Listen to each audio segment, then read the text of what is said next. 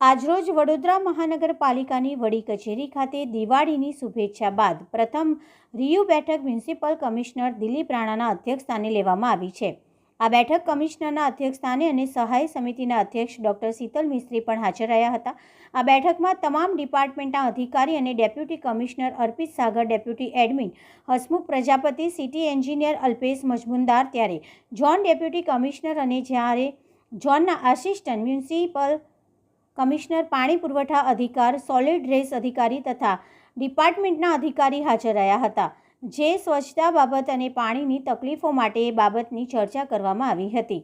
બેઠક બાદ સ્ટેન્ડિંગ કમિટીના ચેરમેન ડોક્ટર શીતલ મિસ્ત્રીએ માહિતી આપતા જણાવ્યું હતું કે ખાસ કરીને આ બેઠકમાં ગત બજેટના કામો રહી ગયા છે તેને પ્રાધાન્ય આપવામાં આવે, સાથે રોડ, રસ્તા અને ગટર પાણીના કામો તરત ઝડપથી થઈ શકે તે દિશામાં સૂચનો આપવામાં આવ્યા।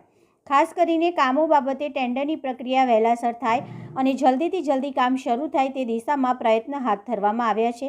આવનાર સમયમાં સ્વચ્છતા સંરક્ષણ પણ શરૂ થનાર હોય, સ્વચ્છતા બાબતે પણ ખાસ ધ્યાન અપાય તે દિશામાં પ્રયત્નો કરવામાં આવી રહ્યા છે।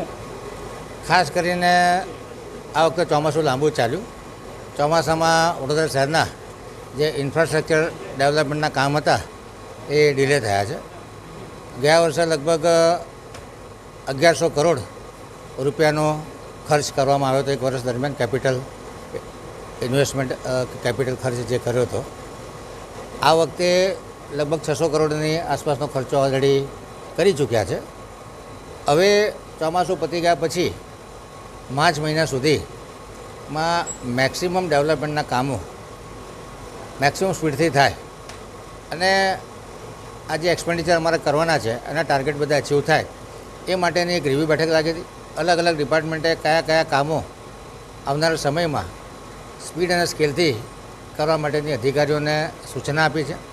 ખાસ કરીને ગટરના કામો હોય, પાણીના કામો હોય, આગવી ઓળખના કામો હોય, રોડ રસ્તાના કામો હોય, એમાં ફૂલ સ્પીડથી લોકોને વર્ક ઓર્ડર અપાય, તમામ કામોના ખાતમુહૂર્ત વહેલી તકે થાય, કામોના લોકાર્પણ વહેલી તકે થાય એ દિશામાં તમામ અધિકારીઓને જે નાના મોટા કામકાજોમાં ટેન્ડરમાં વાર લાગતી હોય કે જે ટેન્ડર સ્કૂટીની કમિટીમાં હોય એને વહેલી તકે સ્ટેન્ડિંગમાં મોકલવામાં આવે, જેથી કરીને આ કામગીરીમાં સ્પીડ પકડાય અને એક્સપેન્ડિચર પણ 1100-1200 કરોડનો વર્ષ પૂરું થતાં પહેલાં અમે કરી શકીએ એ માટે આજની બેઠકનું આયોજન કરવામાં આવ્યું।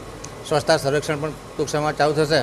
વડોદરા શહેરના તમામ અધિકારીઓ સ્વચ્છતા માટે દિલો જાનથી પ્રોએક્ટિવલી કામ કરે એ માટેની સૂચના આપવામાં આવી છે।